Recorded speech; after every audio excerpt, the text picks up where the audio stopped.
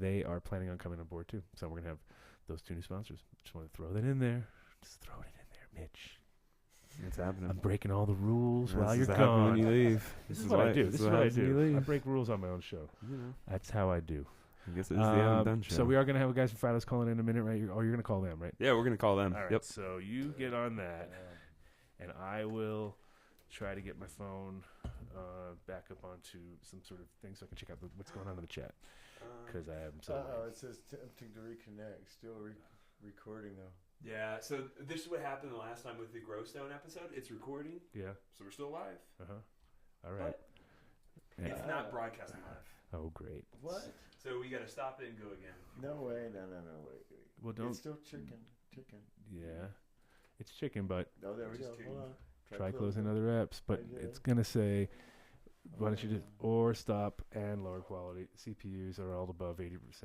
We're freaking out, dude. Your CPUs. See, the kid would be so mad at you right now. No. Perfect streaming. It says. Look. Okay, perfect streaming. Hey, So, man, but you we're can- not live. But we're not live. We need to be on a Mac. We're not live, though. This way. Maybe, kind of. Oh. And then... Maybe, kind of. Oh, God. All right, let's see. It didn't stop though. No? No. Well, this is, again, why I say everyone loves the Adam Dunn show, because you never know what's going to Never know what's happen. gonna happen. Will we be on? Looks keep it black real. right there. We'll Keeping it be real. down. We'll be down. KTI, you want to take over from this side? Sure. Oh, God. Yeah, I was a little nervous earlier when nobody was down here. I was like, oh, this could all just go bad. No, we're good. This could all go I guess so this, bad. he's just waiting on our phone call. There, see, we're on there, dude. Camera. Look, it's still going, I think. Okay, so... It's just moving slow. Yeah, let me see. I'll put my Really hand in the slow. air. I'll put my hand in the air. KTI, here's your beer. I feel like I just drank a beer, and I think that's up there, so it's good. Right. Cool. Oh, you know what else? is Still good? going, yo. We have 74 cents credit. That's not good. Yeah, we have to figure that out. That ain't gonna work. There you go. We're totally going to have to figure that out. What, we're calling him on a cell phone? We're calling him from Skype on a Skype thing. On cell phone. Okay, well, 74 cents might run out. We'll have our show is only worth 74. We have 74-cent budget. That's it. We're doing really, that's the way we do for gas Do money. you need me and to put it on a everything. card or something? What we gotta do? Here you go. $10. Oh, Hopefully. We're going to go. $10? All right. Should we He's go gonna with ask that? us for a number. Or stop quality. Look at that. Try close it. Perfect streaming. There we go. Perfect streaming. Okay, yep. Yeah, we're definitely working because I just raised my hand on the show that's on my phone that looks like me. It's 45 seconds later. Isn't that weird? It's such a long drive. It's such. And then, but 2 hours on your show goes by so quick. But when you're waiting for. seconds. Oh my gosh. Oh my gosh. All right, he's almost got it. So are we up? And now we're off again. Okay, now we're on. What's going on? We're on. We're All right, off. well, we're just going to go with this. well, it's- I can't log in, so we're just going to go ahead and go with this. Yeah, 74 cents. We're just gonna shoot for the moon. Shoot Tell the them to call moon. us back. There you go. That's what we do. Shoot the moon and call We're back. gonna put on your budget there. You have Mowgli. you have 74 cents at 2.3. Hey, why don't you just He's text me and say busy. call Yeah, us? I will. Yeah, he's Yeah, busy. that's He what- probably is. If we check the chat, because he's busy right now. No, it's cool. He's not gonna be busy in a it's second. Not going to be busy in a second. No, he's gonna be. Okay, so my mic is low. Everybody's still saying. So, Okay, hold on. of course, because my mic's the most unimportant mic you can ever have.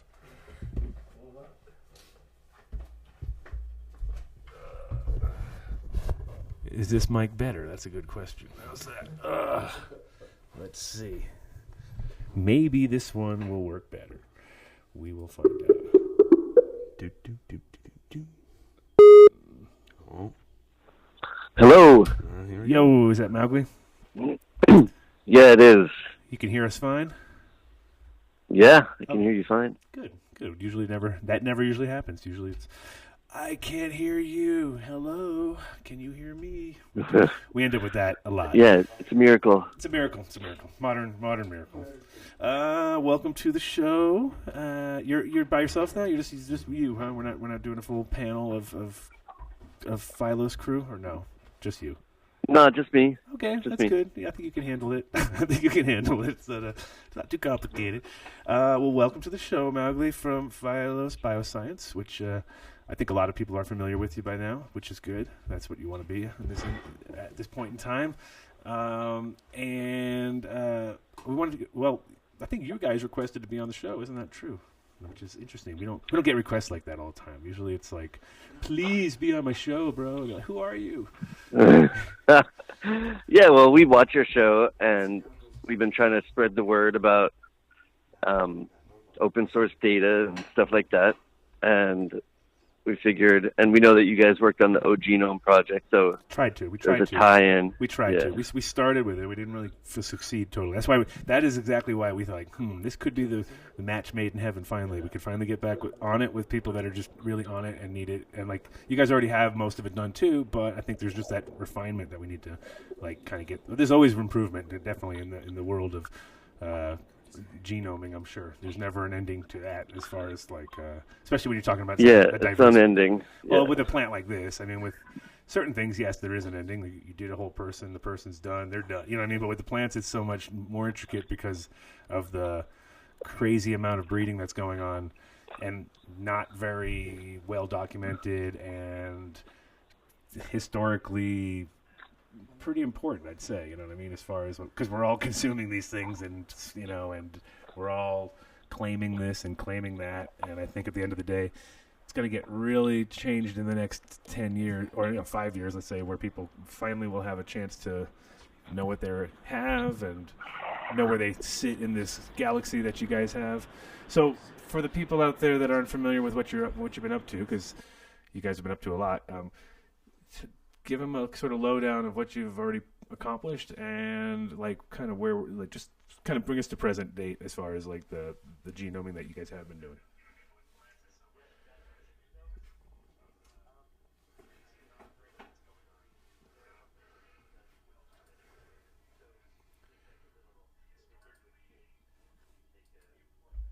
Swab of of the inside of your cheek and send it in, and they extract your DNA from that, and then they sequence your DNA, and then they compare it to all the hundreds or thousands of other samples they have, and then you get a genetic report back. And the genetic report says, you're 10% Swedish and 30% Dutch, and we think you might be related to this guy, and you might be related to this person over here, and you get this picture of where you fit into the human population. And so that's exactly what we're doing for cannabis. And the cannabis population is just as diverse and confusing and interbred and mixed up and spread around as the human population is.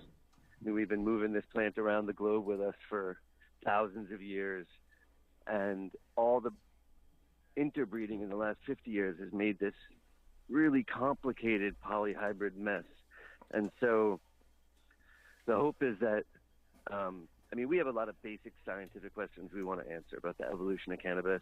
And we started the project working with the American Museum of Natural History to try to answer those evolutionary questions. But we hope that for the industry, it's finally going to bring some clarity so that consumers finally know what they're getting and patients finally can get the same medicine again and again, and growers will know what they have and it's definitely. I was just gonna say it's definitely something that's needed right now because there's so much. The people who literally they find something that works medically, and they want it again, and they just can't find it again because they get through so much smoke and mirrors. Because everybody's like, "Oh, I'm looking for, Jack Herer," but there's 15 different Jack Herers, and which one was it, and even from the same place, you might not get the same thing, and so that's won't be good for everybody. Exactly. So we did this, and the funny thing is that we're finding out, looking at the galaxy, we had kind of figured that. So every sample that comes in, right, we just put it up on the galaxy. So, and for people who don't know, the galaxy is our three-dimensional population genetics map of how all the different varieties are interrelated. And they just use a couple statistical visualization tools that we borrowed from modern population genetics. They've been used for wine and corn and things like that. and we just combined them all and made it interactive. So, samples on the galaxy that are very closely related will be close together, and ones that are distantly related will be further apart. And we can use some other math to draw lines between the ones that have close relationships. So it's funny about. Well, so at first we figured that we have to just put the names on the nodes on the galaxy that the samples come in with, and we figured more than half of them would be wrong, because we all know how much stuff has been misnamed, and commercial forces drive that, and just lack of information drives it. But I think we kind of figured more than half of them would be wrong. But now that we've sequenced over 1,000 samples, it looks like things were a little better than we thought. So I would say about 25 or 30% of the things in there are misnamed. Are glaringly Something wrong. like that. Yeah, or like... Yeah, but so we did this, Oregon did this Cultivation Classic. It was the first totally organic cannabis cup. And, we tested all the entrants for pesticides and everything. And then we sequenced the winners, and at the award ceremony, Oregon's Congressman Earl Blumenauer gave away each award. It was really cute. He got to read the thing. He was like, this winning entry was cultivated in a mushroom compost tea in the Applegate Valley. It was great. And then we would show on a big screen where the winning samples fit in on the galaxy. And two of the winners were Jack varieties. And it was really satisfying, because it was like, here's the winner of the high THC competition, indoor, Jack Herrera, and the galaxy would spin around, and you could see that it was right in the middle of the Jack Herrera cluster. Mm-hmm. It was like a real Jack, and there was no question, and the other one was right next to it.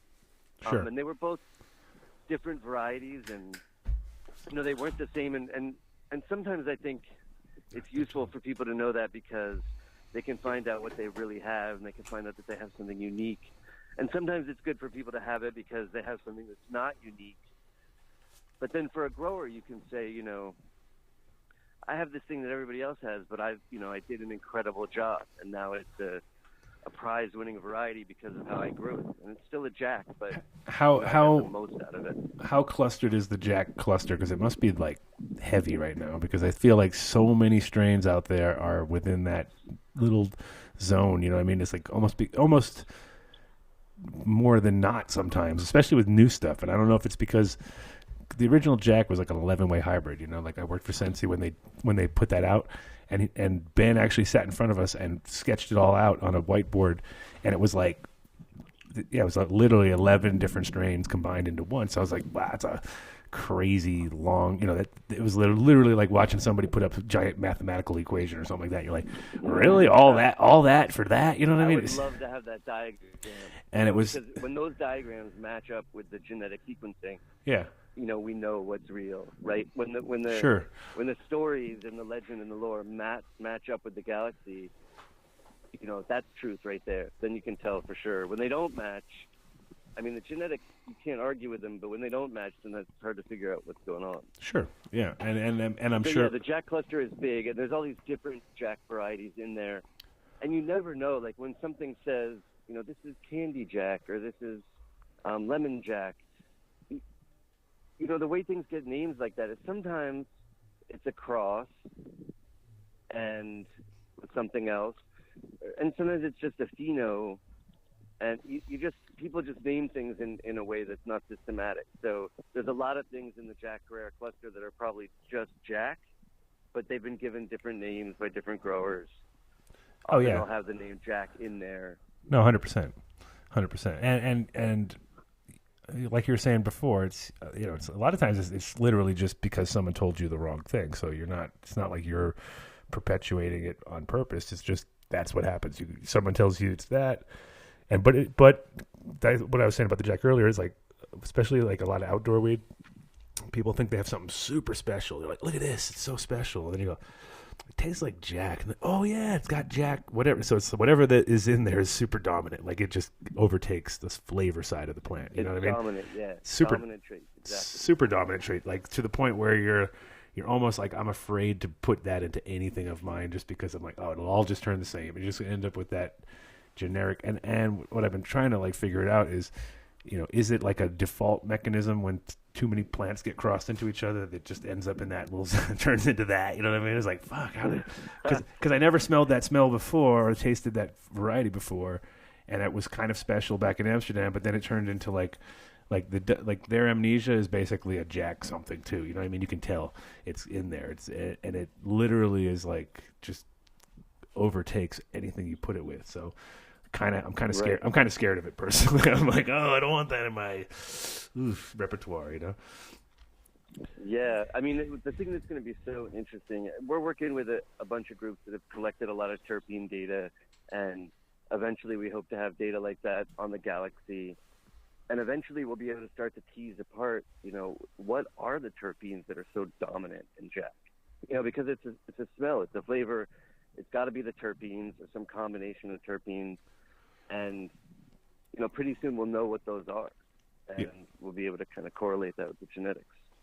Yeah, and then, because I kind of feel like terpene profiles are almost like more of a fingerprint than some other ways of looking at plants, just because you can really mess them up along the way, but somehow the terpenes sort of stay within a range. Maybe not exactly, but they'll stay.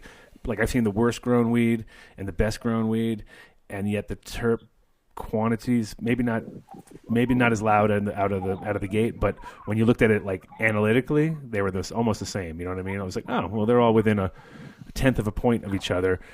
And so it seems like more of a blueprint of the plant, you know what I mean, in my opinion. I don't know if it's true or not, but it seems like that, It just depends. So in some cases that's true, in some cases it's not. So genetics define what you're capable of, right? Mm-hmm. So if you have two twins that are human twins, right, they start out genetically the same, but then they go through life and they have their... they get adopted by different parents. They're adopted by different. Yeah, and they have a different one. Exactly. One's fed really well. One's just beat with a stick. One's beat with a stick on her daily. Just like right. So you go through the pain of life and you come out with whatever. But the genetics define the window, and then the environment, or in this case, the grower's skill defines how bad they come out the other end. That's pretty much what happens. And so I look at it. Yeah. And so, honestly, how much abuse they going to take? Some terpenes, how much torture can a grower emit on that one plant, and how much can that plant take? Exactly. But so I think the way it works is that cannabinoids, in a lot of cases, cannabinoids seem to have a relatively narrow window genetically. If genetically you're going to be a 20 to 24% THC plant. Yeah. That window is not going to change a ton, but a grower can, bring it in at the low end or the high end. Sure. And then with some plants, it seems like the terpene window can be really narrow also. Yeah. And then I think with some genetics and some terpenes, sometimes the window can actually be pretty broad. So we're doing a contest now in Oregon called the Trichome Challenge. I know. We're giving people genetically identical plants. We talked about that. So I like that. We're going to see what they can, how different they can make them. Yeah. No, that's really cool. And that Rob Clark was talking about that on the show when he was here. That was pretty much the best growers kind of competition out that I've heard of, as far as like testing people's abilities, because you can obviously from that and having three totally different kind of plants, like a haze and a kush and then a sweet something, or I don't know. I'm not sure. What did you guys use? What was the genetics that you guys picked out for those three? I can't remember what they settled on. Oh, they must have been good. Must have been good. Can't remember. So we're doing it. It was really Rob's brainchild, Rob and Jeremy Plum. So we're doing it with them. But yeah, that's the way to really see the real grower's skill. We're going to genotype those plants. We're going to be able to say these are genetically identical. When you do a cup normally, someone comes in and it's hard to tease apart what's genetics and what's skill. Oh yeah, of course. And everybody pulls out ringers. This is all ringer. It's like they've never grown that good in their entire existence, and then all of a sudden, magically, this perfect plant comes out, and then you find out some other guy grew it or something. You're like, oh, okay. Yeah. But no, and what's funny about that is Rob really loved to tell me about that story, just because back in Amsterdam I had a thing called the Trichome Challenge. And I was like, so I know when if it was his brainchild, then I 100% guarantee the piece of that little brain of his was thinking about my trichome challenge when he named that. That's very possible. Oh, of course. I was like, the triclone challenge sounds a little But it close. almost sounds, shit, we might have a little trademark. No, there's no trademark. I basically it was a smoking competition, so it wasn't not nearly the same thing. But in general, it sounds like that's when are the results coming for that exactly? When do you find out? I think it's gonna be March. Okay. I gotta check with So they get quite a long time to put this all together. Yeah, but I can't wait to see the terpene profiles and then the judges' opinions. I mean, it's really going to be the clearest piece of data we have about, how big is the genetic window for terpene variation. Yeah. I bet it's going to be wide for some terps and narrower for others. No, that'll be cool. This will actually determine whether my theory is right or your theory or the other theory is right. Yeah. I mean, I just feel like that they're, even if they don't express themselves, like you can tell, but with your nose, like, oh yeah, that they're actually there. It's just that sometimes they're been completely muddled by whatever else you've done to the thing, by terrible, bad cure or whatever along the way, or But in general, I just kind of feel like a lot of those things, it's kind of hard to totally change those. But like you said, certain ones. I almost wish we could take samples of the mature plants before they're harvested and do the terpene analysis, and then after the cure, because some part of me thinks that the majority of terpene variation is going to be from the cure rather than the grow. I could be wrong, but I mean, that's something we could figure out.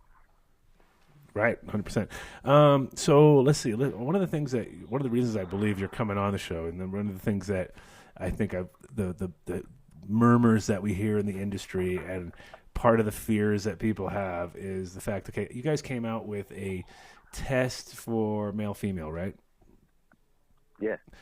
And what I've heard from the ground, right, on the ground, feet on the ground, the people that were bit nervous about stuff they were nervous on the fact that they were wondering, like, if the information so they give you this test to test if it's male or female, but they're worried that you're taking that DNA and you're sending it off to Amsterdam, and it's getting genetically modified by some guy named Sven or something. You know what I mean? And he's manipulating all of your stuff, and he's putting it into a little bit. No, but anyway, people have this fear that you're doing something with the material besides just giving it a male female. Is that just can we lay that to rest and just tell people that? Yeah, let's talk about that. So it's not just the male female test. I mean, now we have the genotype test. Sure. Where we're actually sequencing DNA, mm-hmm. And so I think the fear that people have is that we're taking that DNA and somehow that's letting us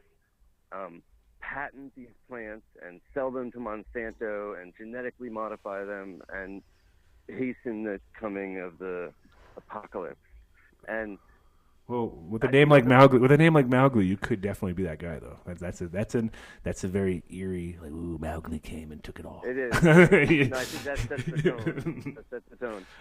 If you search for Monsanto, you're probably going to find me there, secret member of the executive team. Oh, you're definitely Illuminati. We already knew that. We knew you were Illuminati from the second I met you. Yeah. Well, there's a tie-in with the Illuminati and Monsanto and Donald Trump. It's all real. But so let me address all that stuff, right? So here's the thing that people. Well, first of all, just the beginning of this thing was a scientific project, right? Mm-hmm. I started it with my old mentor at the American Museum of Natural History, Rob DeSalle, because we really wanted to find out about how cannabis evolved, and we're selling these genetic tests to the industry because we think they're a good product, and we think it'll bring rationality and consumer certainty to the industry, and we think it's going to be a really good thing for the industry. We didn't expect these Monsanto fears to be directed at us. I guess we should have. It's weird. I think in the very first place, being a biotech company in the cannabis industry, because people have this totally reasonable fear about biotech, and about Monsanto and about genetic modification and about patenting. And so when they hear the word biotech or genomics, they just think about that stuff. So here's what I can tell you. First of all, me and my partner, we grew up in the woods in Oregon on communes. We fucking hate Monsanto. And we're never going to have anything to do with any companies like that. And we're going to never have anything to do with genetically modifying cannabis. That's just politically, we're on the opposite end of the spectrum. I mean, I'm here in San Francisco at my dad's house having Thanksgiving. And they're such hippies that, like, literally before we ate the turkey, my dad gives, like, a little talk about Standing Rock. And then he's like, okay, happy Genocide Day, everybody. Like, those are the politics we were raised with. So, you know, I grew up on a commune also, so we're in the same zone. I grew up a little bit on a commune also, so I appreciate that. Anyway, so like you come from a certain political place, and I don't know, maybe you don't expect to be answering questions like this, but whatever. Yeah, no. So here's the thing that people should know. Aside from that stuff, the thing people don't get is they don't understand what you can do with DNA sequence data. They don't understand what it means. So for the plant sex test, we actually don't do any sequencing. It's just a tiny, tiny bit of material. So we do a thing called quantitative PCR that just looks for the Y chromosome. There's not enough DNA in there for us to do any sequencing. We can't identify the plant or anything. Just look for the Y chromosome. For the genotype test, we generate all this DNA sequence data that uniquely identifies the plant. And then we have that data on our servers, right? And so two things make people nervous that we didn't realize. The first thing is they're like, well, what are you doing with that data? And then we started working with this nonprofit called the Open Cannabis Project to release all of that data publicly. And we have now released tons of data publicly through the Open Cannabis Project. We released the entire genome that we did of one plant publicly so scientists can work on it. We released hundreds and hundreds of samples worth of individual DNA sequence data. And so it's all public and everyone has access to it now. And that was So because you guys actually announced that a while ago that you were planning on doing that anyway, right? That was kind of always. We did, but we finally got around to doing it because sounds like our genome project. We talked about it. We finally got around to it. Now that we got you on the line, so we're going to be able to make that shit happen. It takes forever. Yeah. And then, but here was the thing that really held us up is that people were worried about what are we going to do with the data. But then it turns out that people were so we were like, okay, well, we're just going to release it publicly so everyone will have it.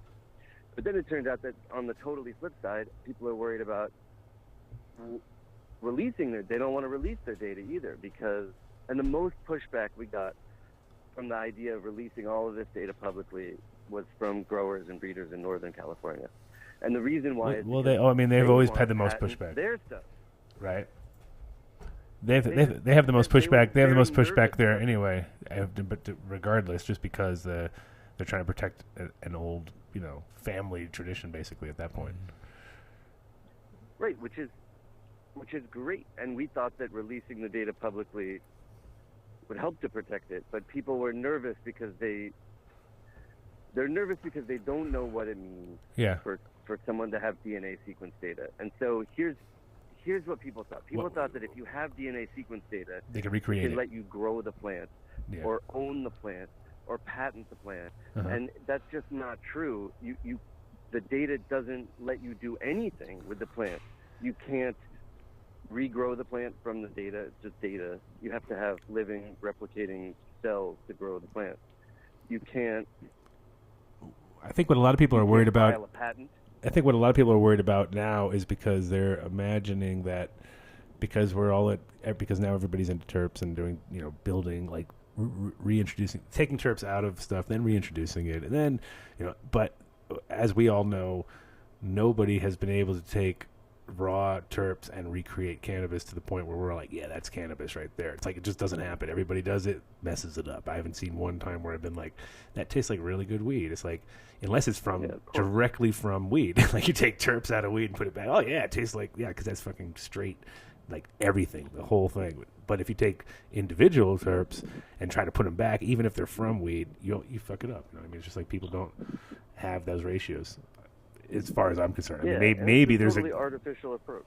Yeah, and it's like, how many times have you seen people try to do? I mean, back in the day, there's a guy who did this thing called La Du Petit, and it was a perfume, you know, and it was like the first guy that I met, heard people talk about it, but the first guy that actually went out of his way to really do it, like put together a perfumery and like, you know, studied it and tried, and it was just like, dude, this smells like lawn clippings. This is terrible, you know. I mean, this is like this is really bad, right? And he's like, what? Yeah, no, it tastes really good, like fresh, you know. And I'm like, no, it tastes or it smells terrible. It doesn't taste.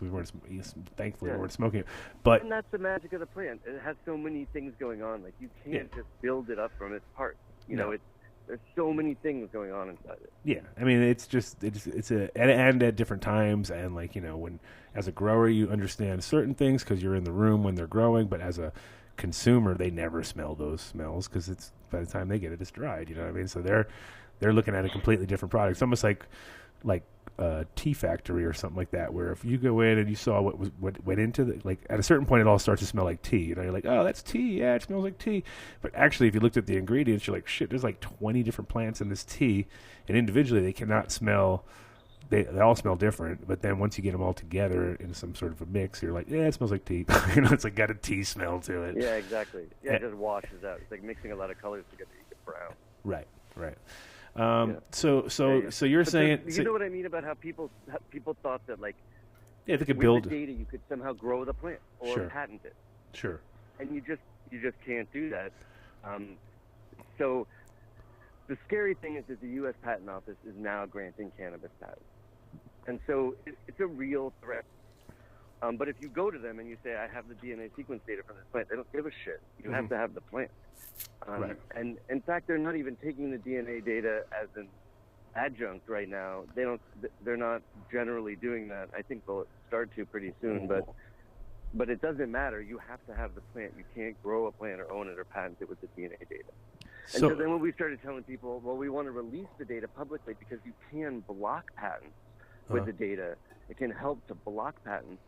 People still didn't want to do that because they said, well, I want to patent it. If I release the data, I won't be able to patent it. And that's actually not true either. For instance, if you buy one of our genotype tests and you get the data back yourself, and then you let us publish the data to the Open Cannabis Project so that the world can see the raw data, that can make it harder for someone else to patent the plant, but it doesn't limit the grower's rights to their plant in any way. Releasing the data into the public domain is absolutely different from releasing the plant into the public domain. So if a grower has a plant and they've been selling it, they can't patent that plant because in theory it's in the public domain, it's been commercially available. You just can't patent things that you've been selling. Yeah. But releasing the data doesn't do that. You could, if you wanted to, you could still try to get a patent on your plant. It doesn't matter if the DNA sequence data is public. It's just not. Well, it's like back in the day when one of the things that I thought when I lived in Amsterdam, and I had guys from like High Times, and I had Rob Clark, and I had people like that around me that were writing books and stuff. I was like, well, whatever I do right now with these guys is like forever. You know what I mean? Like whether I collect any money on it or not, which I definitely did not collect any money on it, but just like, you know, being in Rob's book for his hash book and making my laminated hash back in the day, like, you know, right now I'm sure, and I'm so surprised nobody's actually gotten commercially done it, you know, but if someone goes and starts making laminates of hash and then I'm the first, you know, it's like, well, actually look at this book from 1995 and you'll see there I was doing it, you know, there I was doing it and putting it out. And I think it's like that's your best protection at this point in time, you know, because at least you can show something that's got a date on it compared to like talking about how you sold it and no one ever knew about it or something like that. That doesn't really fly. Right. You know? But here's how it works with that. If you can show that you made that stuff, no one else can get a patent on it because it's in the pub. Oh man, ugly. Call us back. No, yeah, we hit that wall. Is that us calling him? Yeah. That's our 74 cents? That was our 74 cents. Wow, that was a pretty good. That was a damn good 74 cents. That was a good 74 cents worth of I mean, I Sure. think We, call in and tell us if you think that was the best 74 cents you ever spent in your life. I think it was. There you go. You try to order. Magli, you can call us back. It's 720-310-8237. Give us a call back. Let's continue the conversation because it actually felt like we were going somewhere with it at that point. We were right at the pinnacle, the peak. Laminate. It's because I was talking about laminates. So the man came down and shut me down. Like, oh yeah, you can't talk about that.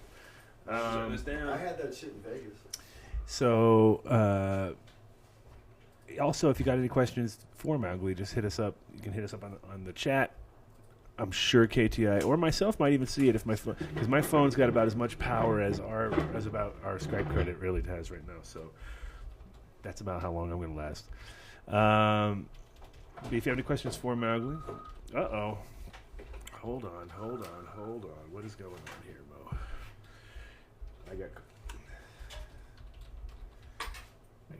I cannot answer phone calls on the air. Can I do that? No, I can't do that. Unless it was Mowgli. Okay. I'm gonna get him to call on the show.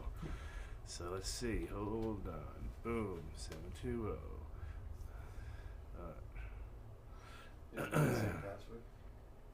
Oh shit, that's funny. I said the wrong. Oh my God. You're right in the camera, yo. Yeah, you're right in the camera. Really? Big head. Let's get out of Big head. Big head. It's all right. It's all right. Hold on. Yo. It looks good though. Yeah, we got the whole 74 cents. I mean, he's gonna call in. So you call in on my the number I just sent you. You can call in. You can't call out. No.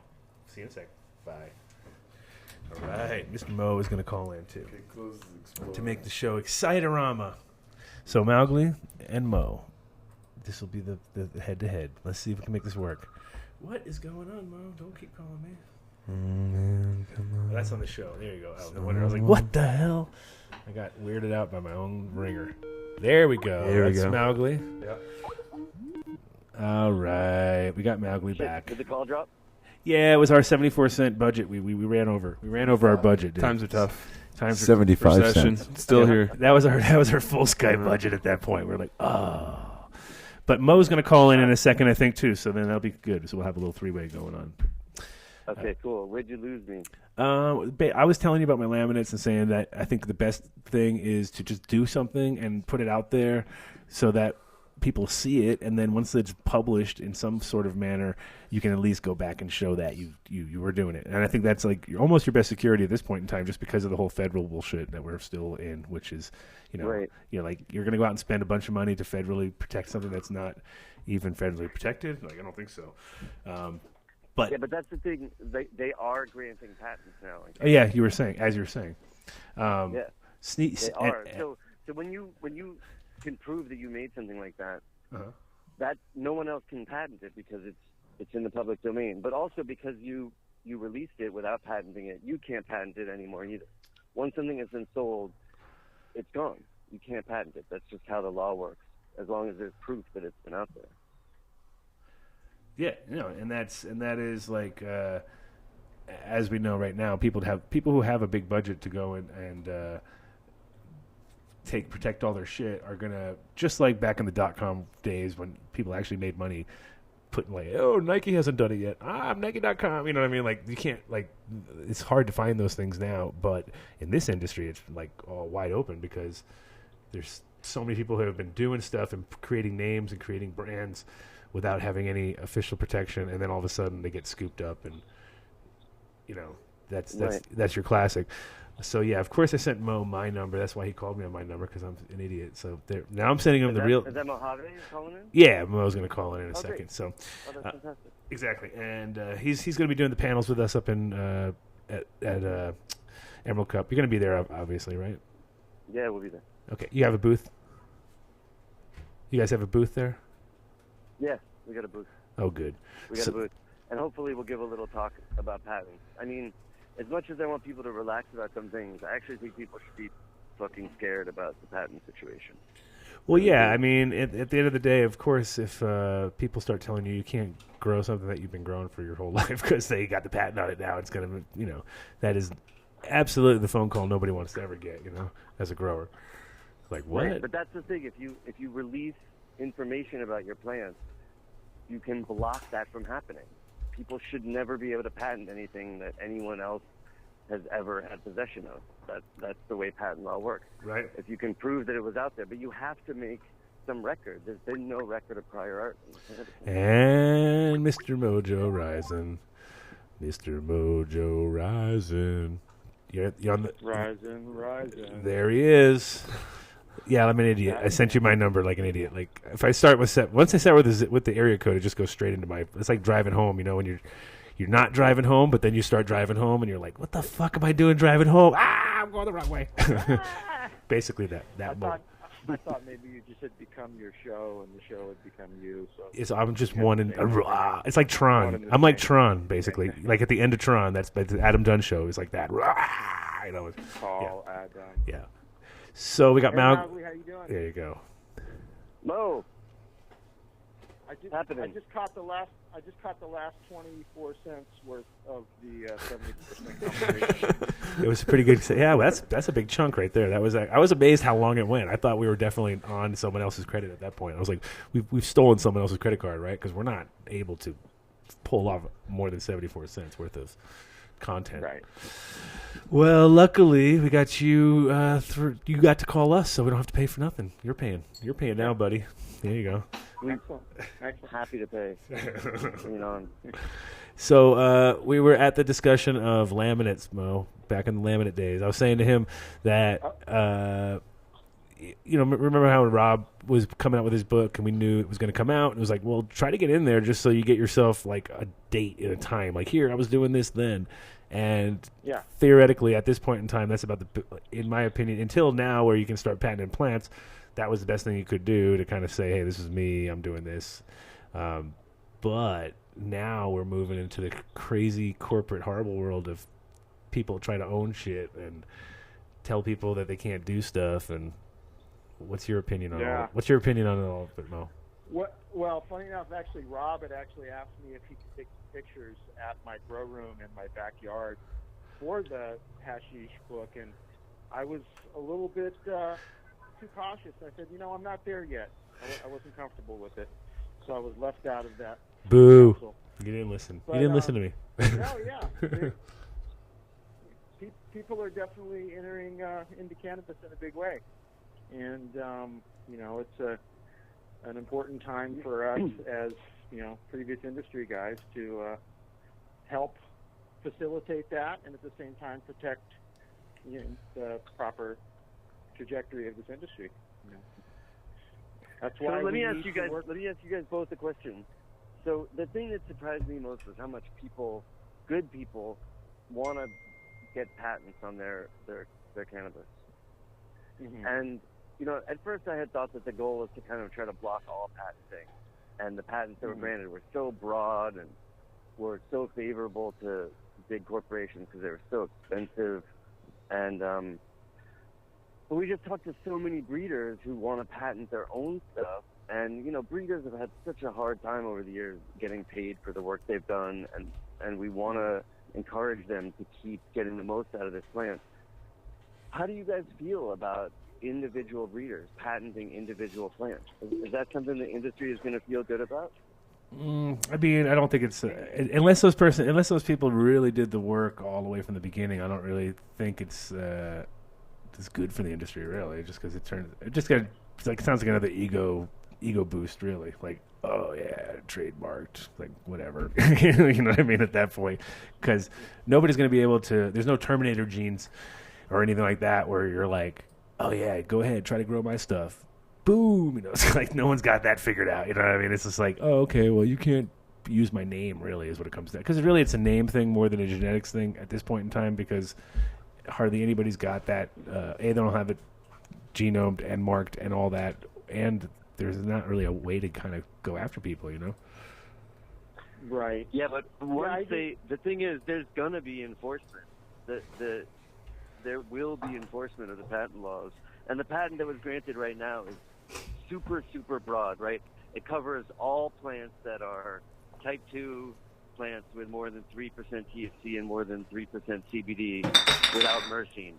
And so any plant right now, if someone grows it, they could be sued. And the lawyers we've talked to think that the courts will uphold that patent and that they'll provide real enforcement for it. And so you're talking about one broad patent that goes over all plants of that fit that category.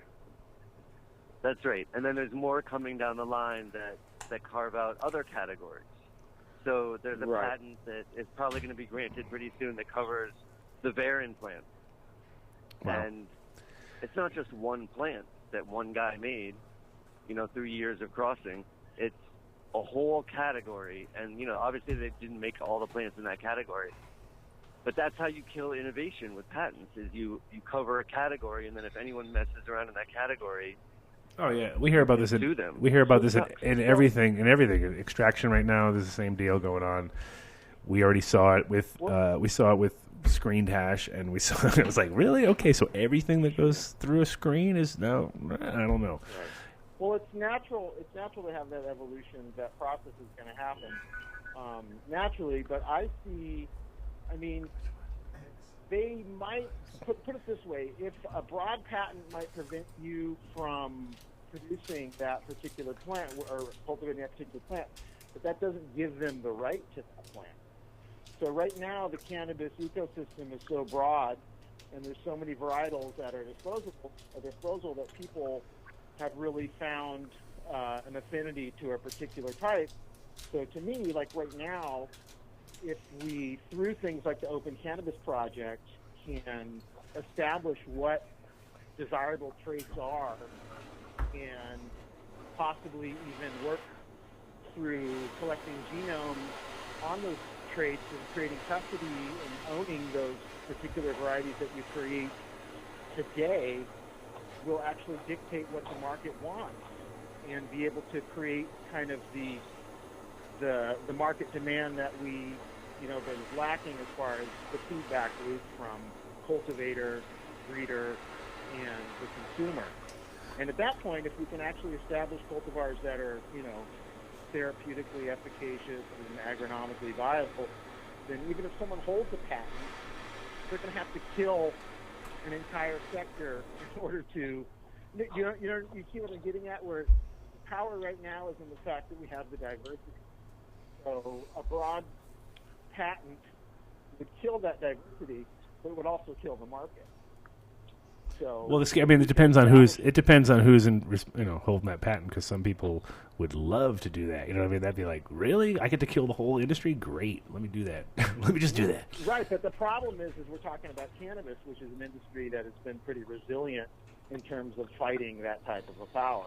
I mean, we fought law enforcement for decades saying, hey, I'm going to grow the plant I want to grow the way I want to grow it, where I want to grow it.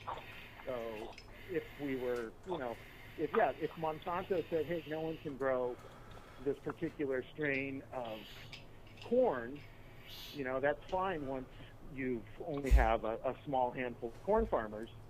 But when you've got hundreds of thousands or millions of cannabis breeders and growers, you're not going to be able to change their opinion on what they should cultivate. Yeah, well, I mean, and the thing is, a lot of people... Okay, go ahead. The problem is that this is happening at the same time as the industry is consolidating, right? So, I mean, for us, fighting to maintain plant diversity goes hand in hand with fighting to maintain economic diversity, because it's the thousands and thousands of little growers and breeders that have maintained the diversity of this plant. But so right now, just as the plant is being threatened by patent, all of these little growers are also being threatened by the economic consolidation that's happening. So if you start to get a smaller number of massive commercial grow operations, and I mean, it just changes the map. I mean, right now, if a big grow operation tried to grow a plant that was 8% THC and 8% CBD and had no myrcene, they would be sued and they would lose in court. And that's scary. But I wonder. What I wonder is, as crops become an agricultural commodity, the herd always gets culled. And if you look at wheat or corn or wheat or or apples, grapes, you always start with these thousands of different varietals that gets weeded down to 5 or 10 that the industry supports. Right. And whoever has control over those 5 or 10 is the big player, but it doesn't wipe out the diversity in the genome. It just wipes out the access to agricultural industry. And Right. I think we can agree that's what we want to not happen, right? We want make sure diversity. that the diversity isn't narrowed like that. And I'm really hoping the market will continue to want diversity. I mean, if we get to this blue dream economy. Don't say it. Did you say that? Did you say it? You said it. You said blue dream. Oh my God, you said it. There it is. That's it. We're done. Yeah. That's right. I said it. Blue dream was 10% of the market in a couple of states last year, and that's not a good way for us to move. It's really not. That's monoculture. No, well, it's not quite monoculture yet, but definitely when you start. The funny part was like when you say blue dream, it's like I don't know how many farms I went to in the up north in NorCal that was like walk in and it's like everything was blue dream. I was like, oh my God! And it was only because one 22-year-old kid could run the whole farm because it was so easy to grow. You know what I mean? It was like, okay, that's what's dictating it now is the ease. It's nothing but this is the easiest plant to grow. That's why they're growing it and. Sure, and the next stage will be what's the ease of it to be processed mechanically. Well, yeah, and what's interesting too about that is it's also about the reason why I think it was so popular is that Blue Dream had an incredible shelf life compared to other weeds. You know what I mean? Like you could have if it made it to the East Coast and it was opened up, it still had something to it. You know what I mean? Whereas you had if you have OG or something like that, it might be great locally, but it doesn't travel well. You know what I mean? It doesn't travel well. Right. It doesn't last a year. Like a year later, you open it up and it's like, Whereas the Blue Dream is like, wow, it's still got weed smell. So that's why I think it really fucking took just was better for people to sit on for a long time. Sure. And the scale, the scale of the cultivation that I'm hearing is going on in California, or the ramping up for next year at least, you could see how people are going to want to pick the Blue Dreams, or they're going to want to pick the Red Delicious apple, or whatever the most, most broad and what has the longest shelf life. There must have been way better apples out there. I bet the apples. And it was way better. Yeah, well, we got a lot of killer apples. I mean, there must. To choose from. But apples are a good example of where we had diversity and then we lost diversity because it became such a large agricultural commodity, and then now we regained the diversity because people started to say, hey, how come apples suck so much? Right. How come we can only get a Granny Smith and a delicious, exactly, as opposed to and you live in Washington, and you live in Washington or something like that, and you're like, there should be other, there probably should be some other kinds here. There's definitely there's a much more artisan minded culture now anyway, and people they don't want to. Everybody wants heirloom tomatoes, and you want wacky, weird apples that are small and gnarly looking, but they taste good. We have no problem with that anymore. So, and I imagine some of the cannabis breeders, hopefully not myself, because I am a cannabis breeder as well, but most of the varietals that are out there don't really deserve to be in the market. They don't really have a place.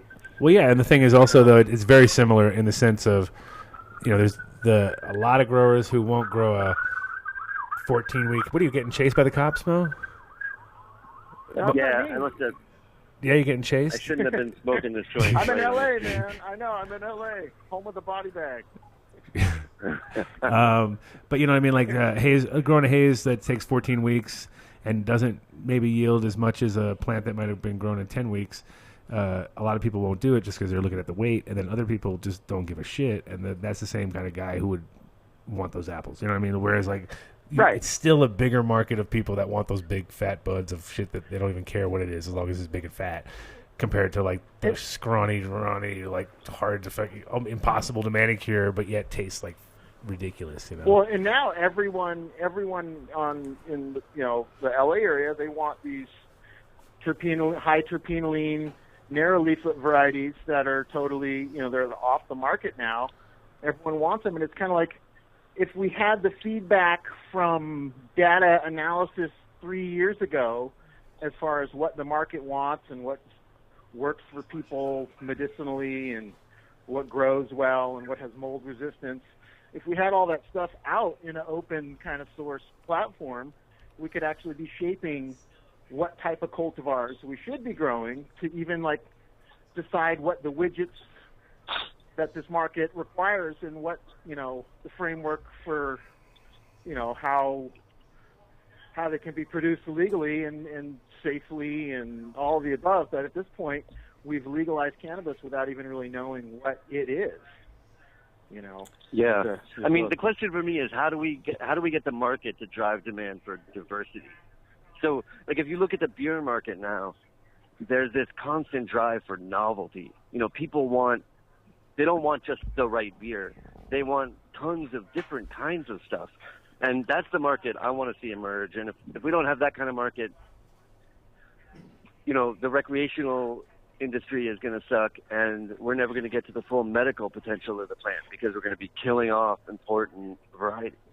Well, I feel like we're at the point. Right. I feel like we're at the point where we actually know that the recreational market's going to suck in all our eyes, because it's kind of like it's really hard to scale stuff up and keep all the original vibe and all the original shit. It's just almost impossible. Like, no matter what, the minute you scale it up, it's kind of ho hum.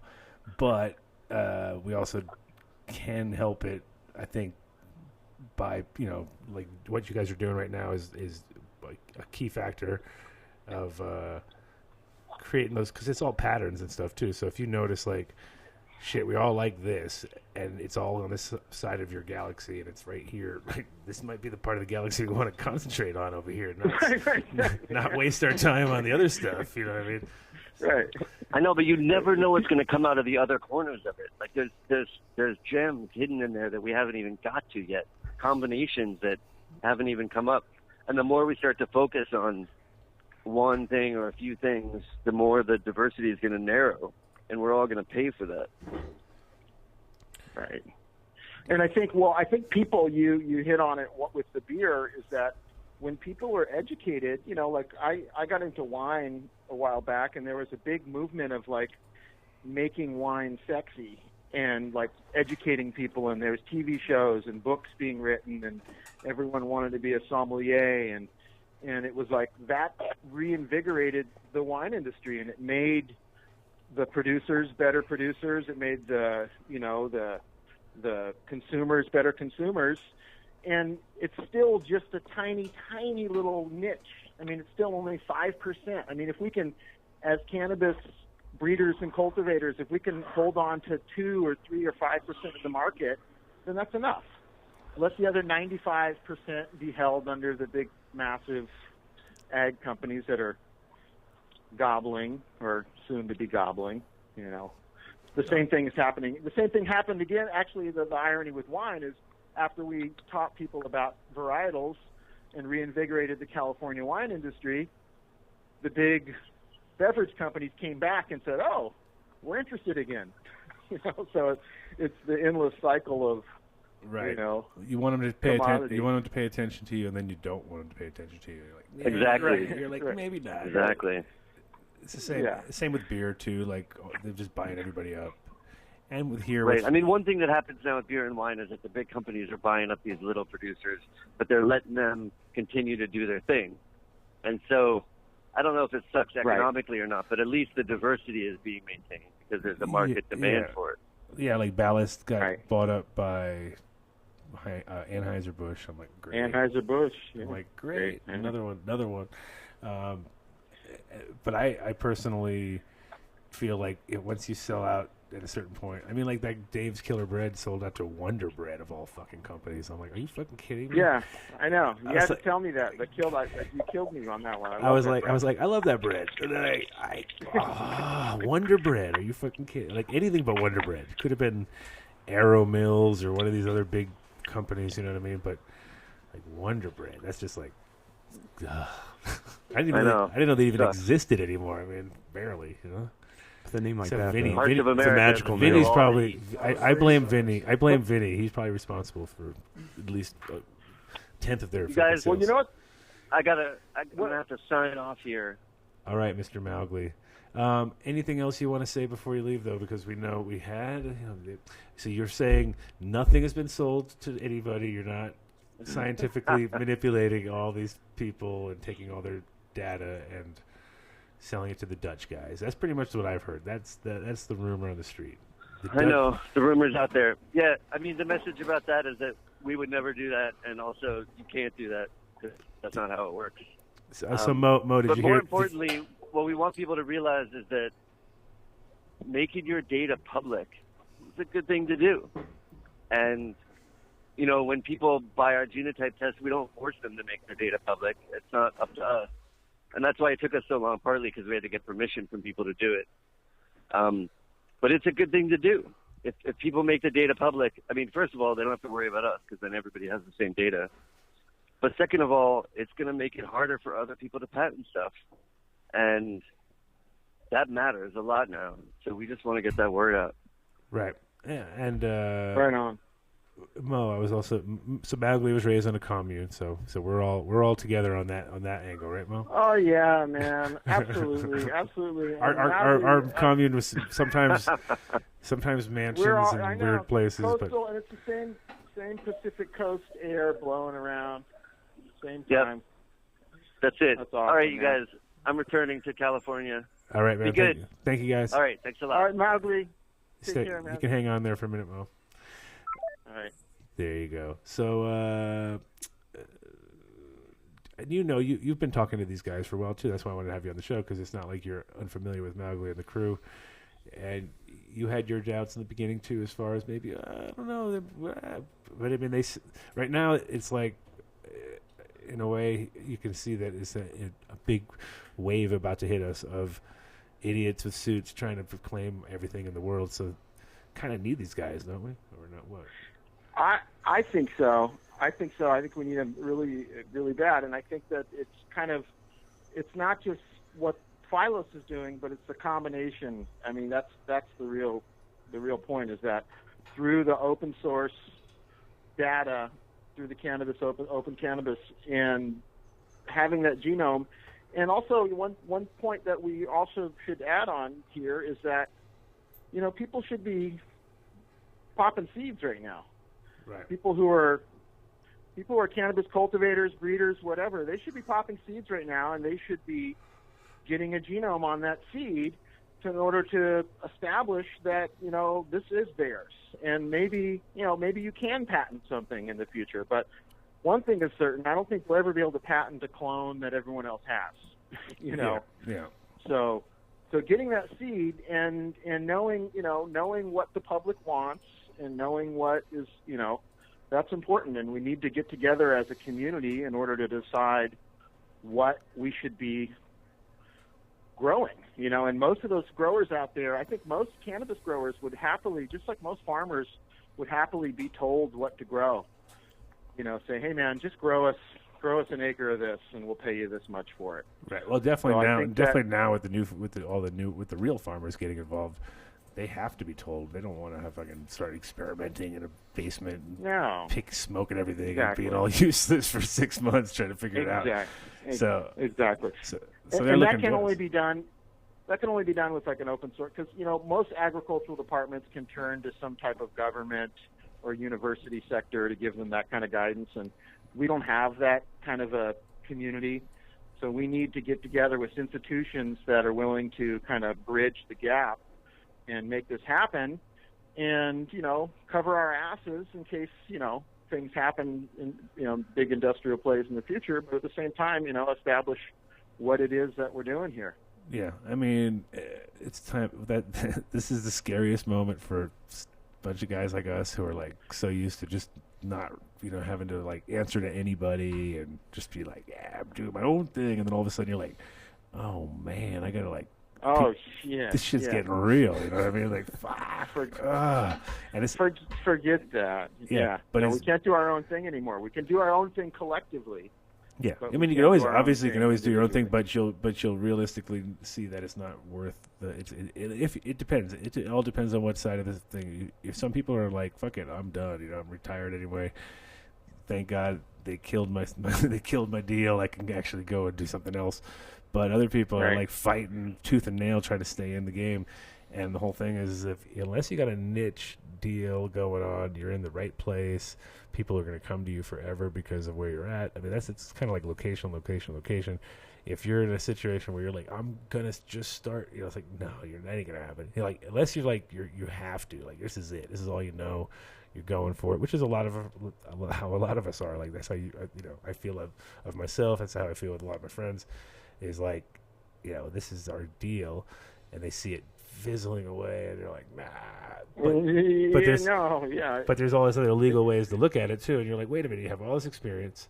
And if you have any other passions in life, as far as like, this is actually maybe a good thing, because maybe it's all of a sudden a moment in time where it isn't profitable just to sit in your garage and grow weed anymore, but it is profitable if you're really you got like good experience, and you turn it into like, now you got a new business, which is using all of these experiences that you had, which is like huge, because you're like 20 years worth of doing the same thing over and over and over again. So you're like, oh, I know how to do that. You know what I mean? It's like some things make sense, but other people are like, no, I can't change. And it's like, you better, because the weed you grow it better be worth 10 times the amount that it's worth, or it ain't worth Sure.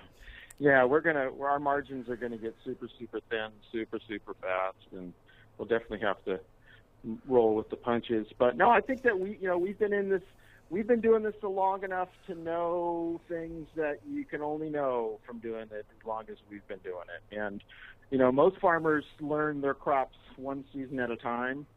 Like if you've been growing wheat or corn or soy, you kind of get to adjust your protocols every season. But, we've been pulling out 4 or 5 crops a year for 20, 30 years. And, we've been around the sun quite a few times with this cannabis plant, Yeah. So I think that we have something to add to any cannabis based industry. But I guess the question is whether or not they see the value in that in the beginning, because everyone's trying to, I think so, because the thing is, there's nothing you can't like make experiences. You know what I mean? Experiences are the real things that happen to you and changed you in some way, shape, or form. And if you've been growing weed under the gun for so long, in so many different variables, you've kind of like literally covered every base possible. And if somebody's coming into this without any of those experiences, and they're trying to like figure this whole industry out, it'll be a good 10 years before that's all kicked out of it, and it's just so boring and corporate that we don't care anymore. But those first 10 years, we're going to be because you have to, the key to anything, the key right now to any business succeeding is being authentic. And if you're not authentic, then, and there's nothing more authentic than producing something that people consume. Like, it's like if you had a restaurant which made your favorite fucking breakfast, that's authentic. That's the most authentic thing as far as breakfast goes. Right now, you're talking about a consumable product. You smoke it every day or something like that. So if something changed you as far as like, oh, I love so-and-so, that's going to be in forever. You know what I mean? That's impregnated into your mind or whatever.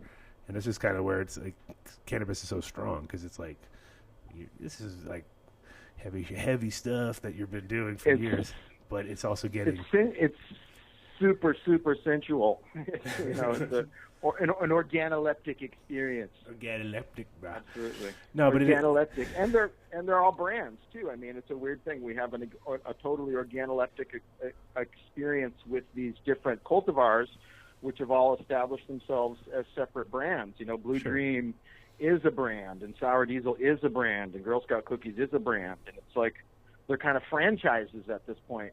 So it's like people have a real intimate relationship with cannabis, it's going to be interesting to see how that moves forward as it becomes commercialized.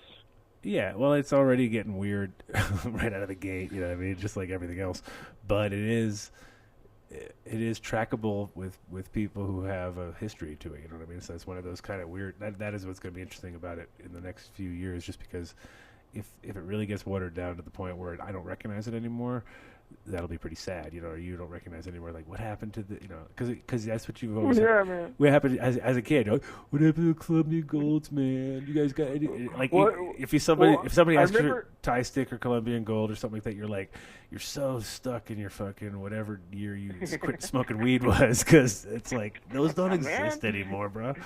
And then they do. They do. There's some stuff out there. Of course they do. And they but have, we don't know. Really, the people want. Actually, my experience is that people really do want that stuff, and the old timers really do actually remember the difference. They remember the switch when the Afghan stuff kind of came in, and every time I try something that's along that vein, it really comes down to like, wow, the only reason this shit didn't survive is because of market dynamics. It's not about the plant; it's about the market. Yeah. And I think we can bring all those plants back, especially when the margins get a lot thinner, and it's not about like, oh, how much per gram is this worth? And we're talking about how much is it per pound or per acre, Sure. And then we can start smoking some Acapulco Gold. Yeah, bro. Well, I know. I think all those. I mean, and the funny part is that is literally, it's still there. Like, people are still alive who smoked killer versions of that and can identify them properly, and areas that are still growing it, hopefully, or people who have still held on to it or have seeds of it. They're all out there, and people like Mowgli can help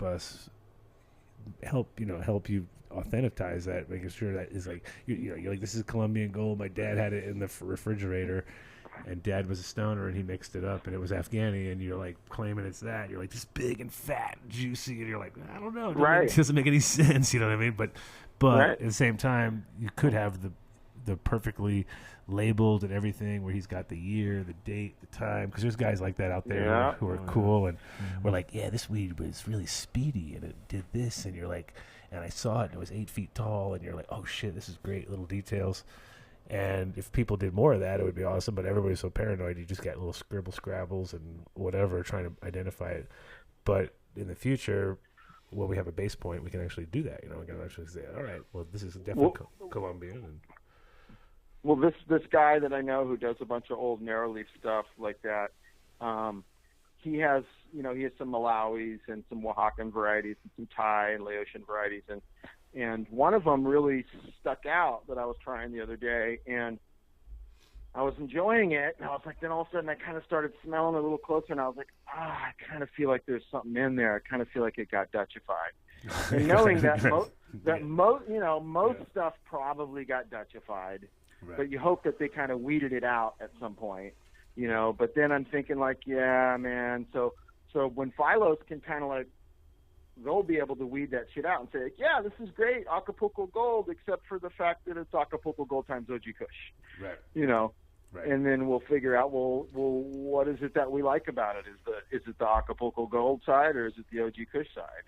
And really start to figure out what terpenes and what cannabinoid profiles are really special.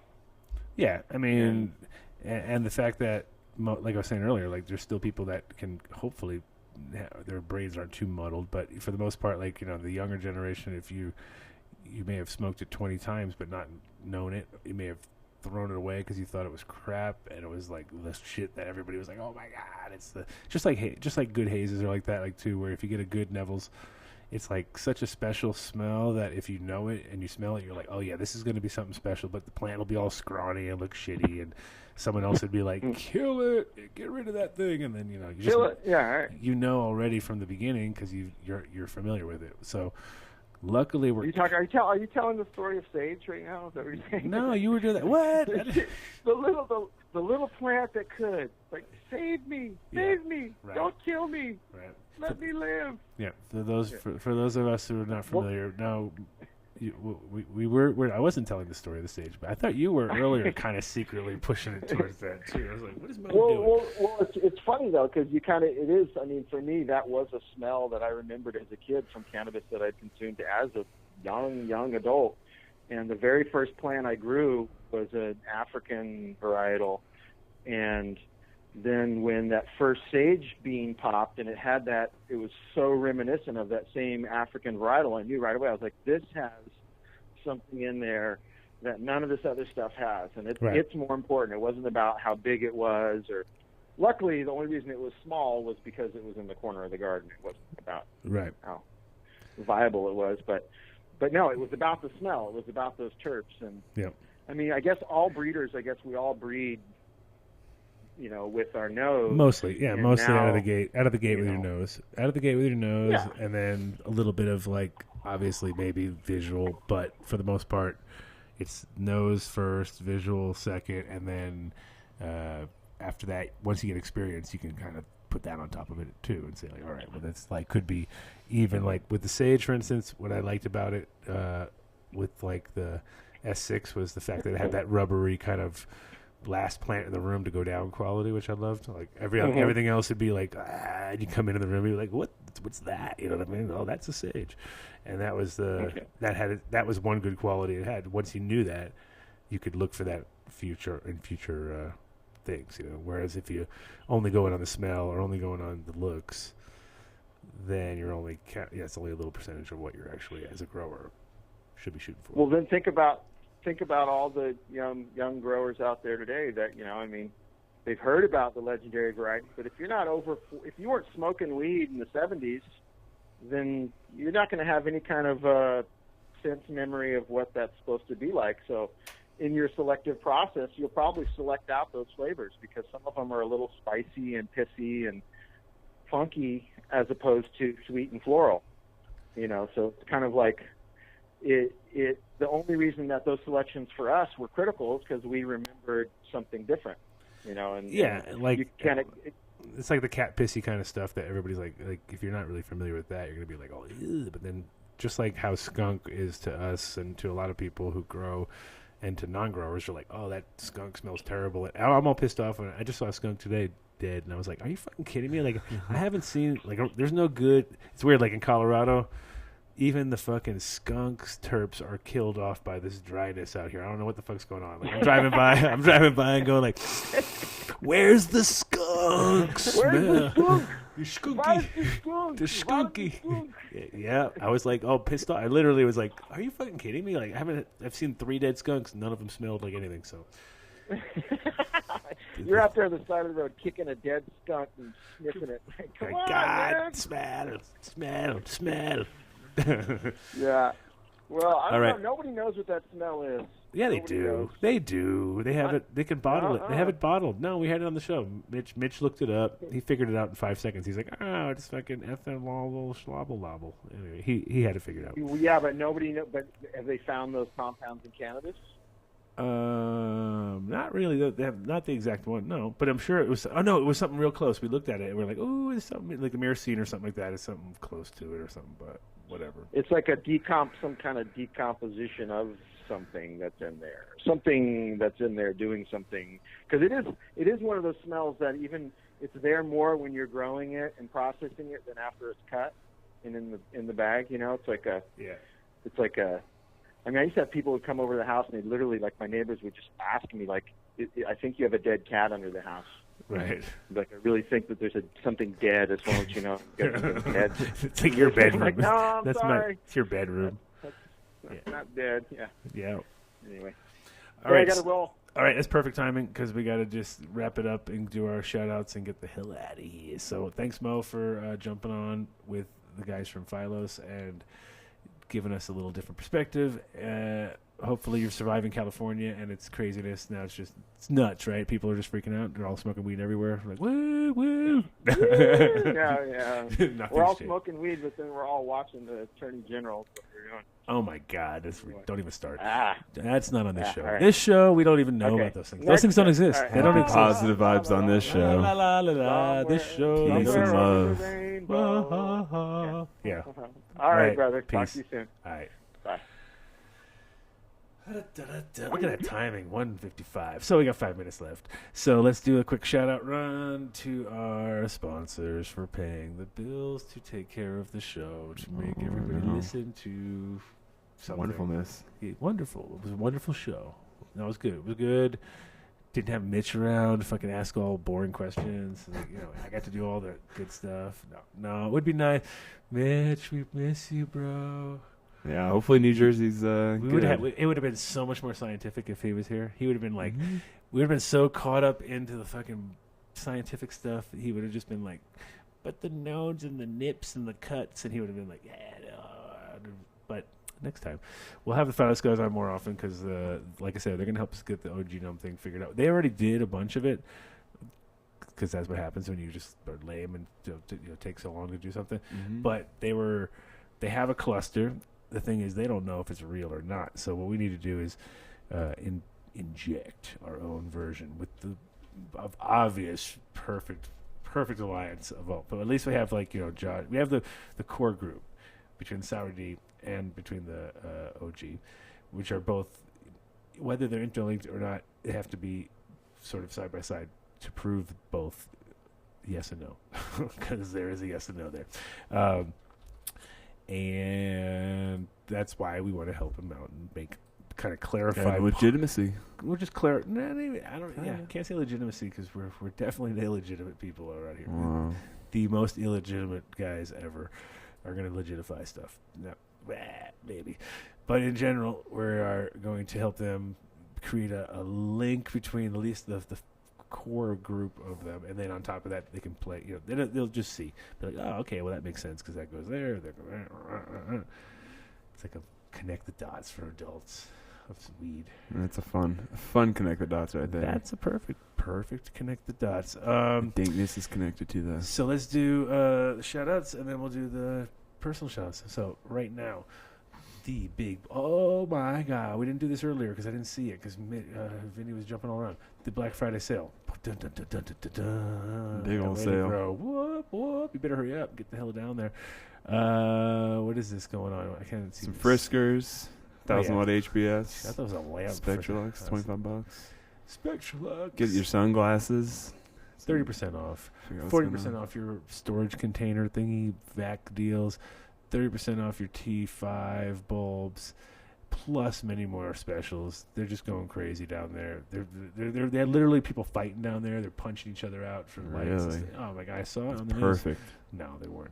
For candy. I want that candy. Oh yeah, the candy was That's a great deal. That's exactly where, because it's free. So they'd be like, free. The kids started a riot at the. I can't believe it. Kid's not even around. He started riots. Hey, that's what he does, though. I saw already like fights and stuff for TVs at some Walmart somewhere. It was stupid. And I was like, oh my God. So big Black Friday sale. 4K. I think it says 1 day only sale, so you better get the hell down there. Now, too bad they didn't show me this earlier because they could have had like a whole 2-hour window to go quicker. Are they open until like 2 o'clock in the morning, like other places? Oh yeah, they're staying open all night. By the way, 24/7. No, they're not. They're definitely not doing that. But they do have 7 locations. So if you're anywhere in the state, you should be able to get to them within the time frame to get to the deal. And part of that would be if you're in Denver, you got like 3 choices. So you're good. Boulder, you're good. Only places I would say you're terrible is way down on the right side of the state there. Whew. But then who the hell wants to live over there anyway? Yeah. I doubt I'm offending anybody that lives on the east side of Colorado right now. Yeah, you've alienated like one listener maybe.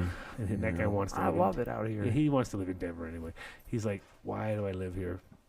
Look, there's nothing on the map. Are you kidding me? Yeah, it wasn't up there before. But they do all the way up and down. Springs is another great shop. That's the spot to be at. Yeah, yeah, I think the Springs is, for now, it's going to change this weekend. If you live near the Springs, it makes a shitload more sense. They don't have a shop in Pueblo. I'm amazed. What the hell? Yeah. That would be the next stop. Now that they've gone wreck, I think they're going to have one. My spidey senses are saying, "Way to grow, Pueblo." Fly the plane all the way down there would be like way expensive.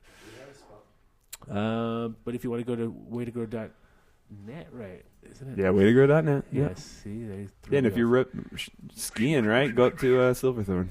On your way to Silverthorne or back, you can pick up your newts that you forgot to get, and your babies are crying, and you're just like, God, look how good that was. Drop right down, then get back up to the powder.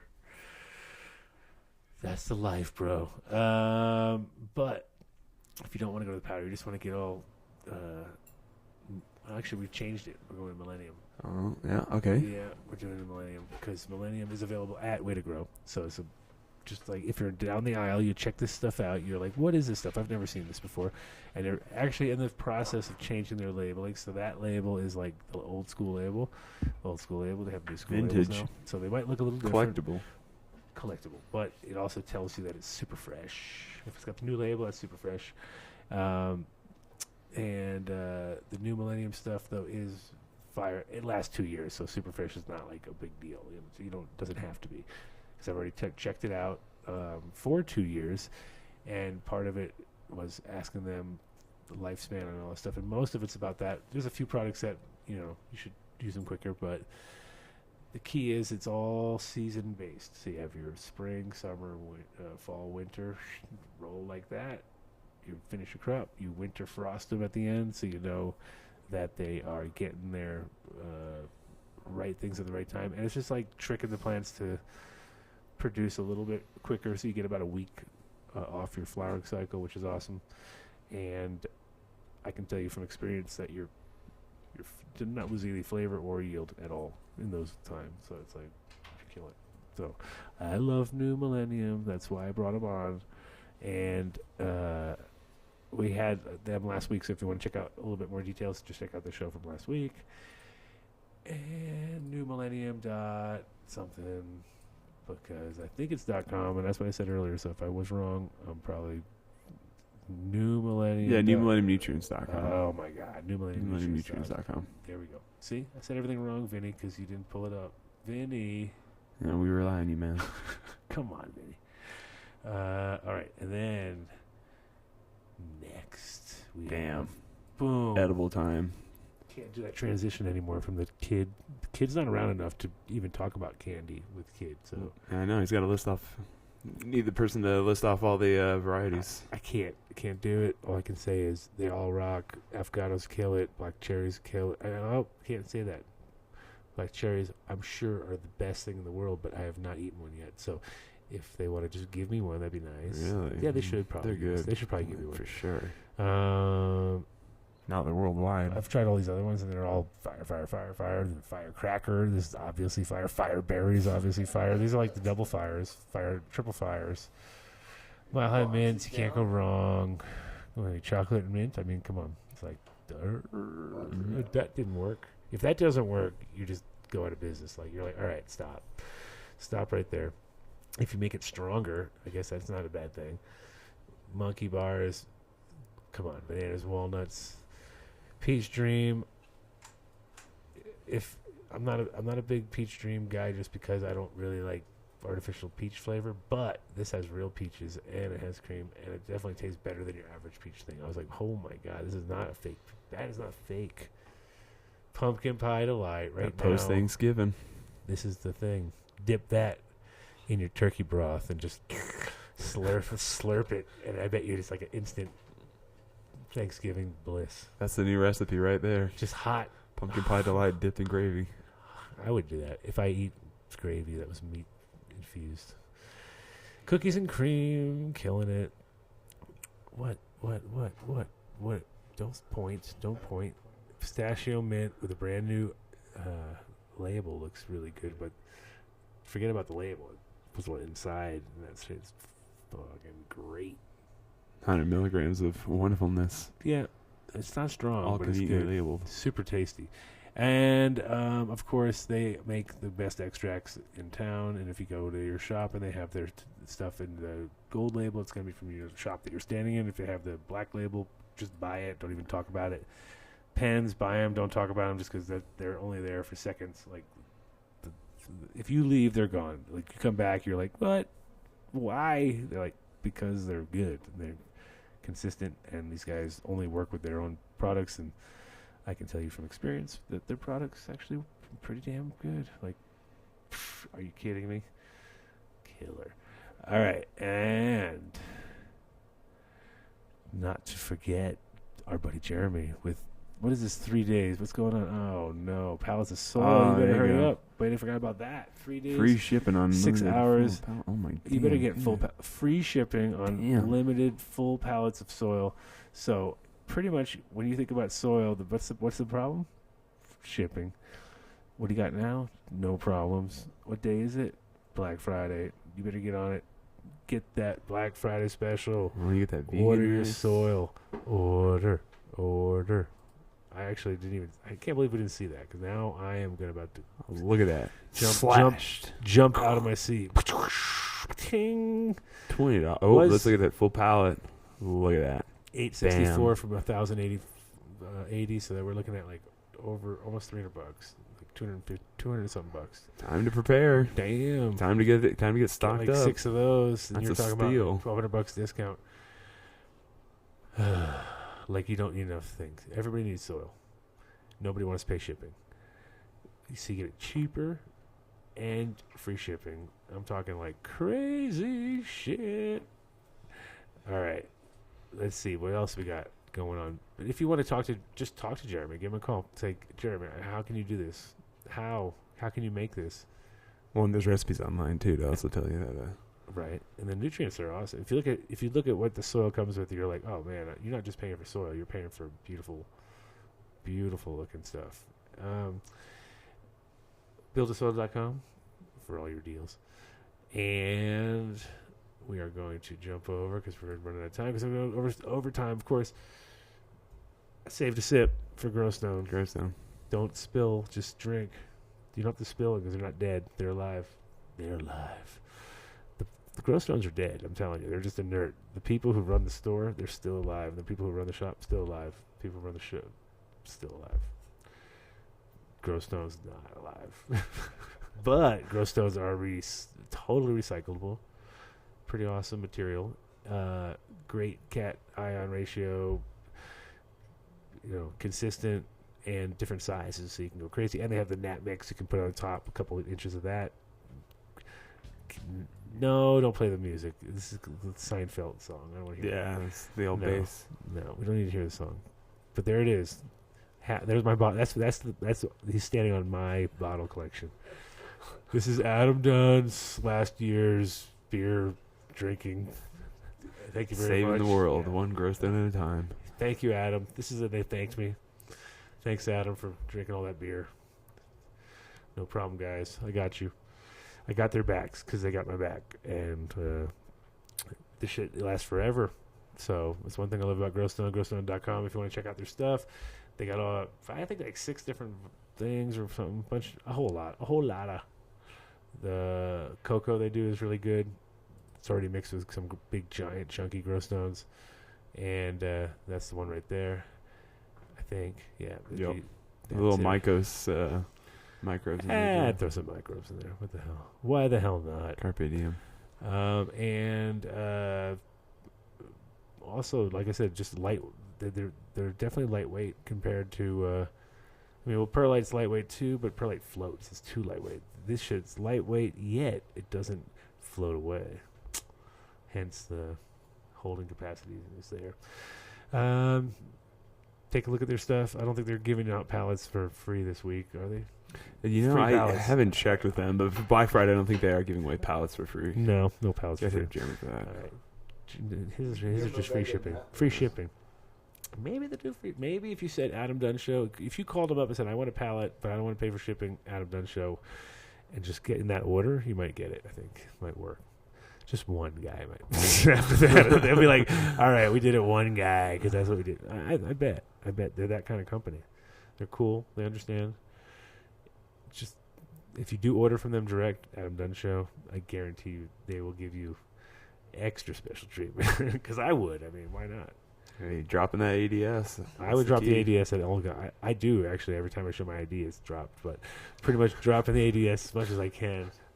Liquor stores like, oh my God, we you're got the Adam Dunn Show the discount. The Adam Dunn Show? Yeah. No, I went to the Way to Grow the other day on a Sunday to pick up the Millennium because they were closed over there. And the guy I said Adam Dunn Show account, and then the guy was all, like, I see your ID? And I was like, yeah. And he's like, oh, so you know how many people have used this discount? And I was like, I hope so. It was good. I'm glad a lot of people use the discount. That's what we want to see. But yeah, he didn't believe. He just thought I was just another guy using that Adam Dunn Show, which is good. That was the plan, right? So jumping on over, and they're Growstone.com once again. Just don't forget that. And one more Veg and Bloom with the brand new website looking good, fucking tight.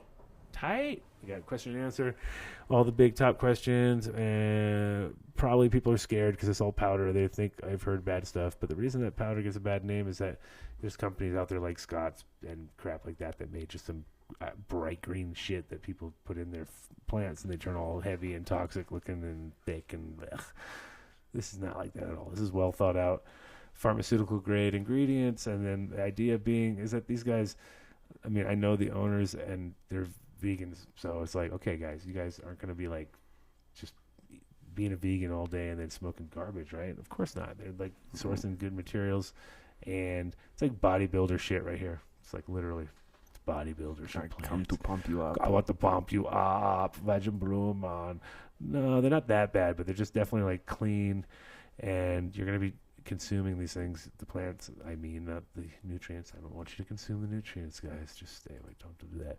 But the plants will be consumed by you, and so therefore you want big, happy, funky-looking plants like those, looking frosted. Oh man, they're crushing it. And they killing it. Hashtag killing it, actually. Hashtag killing it. You know, it must be good if it's hashtag killing it. I don't see much veg in that, though. That's not really growing. That's just liquor. No, but they've destroyed the United States with a nuclear strike on this map, as obvious. So we were pretty much sure that they definitely destroyed Las Vegas. We know that. But not as bad as some other guys we saw out there that destroyed chairs and broke furniture and stuff. It was nuts. It was nuts. But the Veg Bloom guys, they destroy grow rooms in a good way by growing gigantic plants and big frosty ones and large-scale production places that we know are some of the largest in America, who've been using these guys since day one, and they're just super, I mean, consistent, which is key. Consistency is what we like. They are hydroponic-research.com is their website. You can keep up to date with their newest products. They've got a small line of just high-quality stuff, and that's the idea where, you know, again, grows have gotten more simplistic, and you'll notice when the bigger it gets, the more simple it needs to be, because otherwise it gets, you don't want a big complicated machine running. You want nice simplistic action. Good website. You can check out all the products in full bloom. A lot of yo-yos in that last shot right there.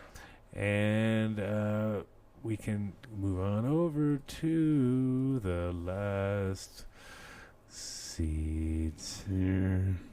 Vinny says now. Seeds. Here. Now. Seeds. Here. Now. No. No seeds. No All seeds. beans. Never. Seeds here all the time. Great show. We love the Seeds Here Now crew. They are running this whole area of the Emerald Cup called the No Clone Zone, so keep an eye out for them when you're up there. We're going to have panels every day. I read them out earlier. Forget about it. I ain't reading it now. But you can listen earlier and just find it earlier in the show, and you'll be like, yeah, now I know who's going to be there. Yeah, plenty of good knowledge. Yeah, it's probably more important stuff back there than right now. Because now I'm about to leave 13 minutes over time. That's how I love to roll. These guys have got a big specials going on at all times. It's Black Friday. I'm sure if you contact them tonight, they'd be like more than happy to throw in extra bonus points just because of the day. Go like, yeah, Adam Dunn show said you have to call you now. I don't even know, because he wouldn't tell me the specials because he's told me to listen earlier and I couldn't listen. I had to call him right now in the water. A friend of mine, okay, a good story. I don't know if I even told on the show early, but I went to a grow shop recently, and the guy behind the counter was ordering from Seeds Here Now as I walked into the grow shop. So it was very ironic. His name was Ron. He was a good guy. He was like, he had a big pile of seeds in front of him. I was like, oh, those are nice. And he was like, oh, yeah. And I was like, oh, I'm from TH Seeds. He was like, oh, I was just about to order from TH Seeds right now. And he pulled the screen over, and who was it? Seeds Here Now. Archive. I know they're doing some stuff with them. I know they're doing some. They literally got the top 20 breeders at all times right now. Maybe even a few more, but definitely 20. And they are gonna, like I said, sponsoring that area that we're gonna be doing. Me and Mitch will be hosting the deal. And you can go to seedsyournow.com and check them out and get all sorts of specials. And just like I said, drop our name. I'm sure they'll get you all sorts of brownie points. literally. And also I want to give a shout out to Nextlight, whose checks in the mail. I know that I'm not supposed to advertise for him yet because Mitch says we have to wait because that's a good thing to do. But he ain't here. But it ain't the thing to do when I'm around because I'm like, they're coming. You better come. Better watch out. They're going to do showdown against a bunch of other light companies next month. I'm going to get a bunch of lights together, get him over here with Light Meter, and we're going to do competition on that side. And then we're going to grow some plants under him, and then we're going to decide in a few months after that what the deal was. And then hopefully they're going to do a tri-clone challenge. Kind of like a tri-light challenge, quad light, 5 light challenge at least, or six lights. We got to get a good competition going. I know Spectrum King's down to go down, and a few other bigger light companies have piqued some interest on it. So we're going to get them involved. And the guys over at Easy Squeeze, which is something website. I can't tell it yet because they haven't paid me money yet. But I can tell you that Easy Squeeze is the name of the press, and it's fucking sick.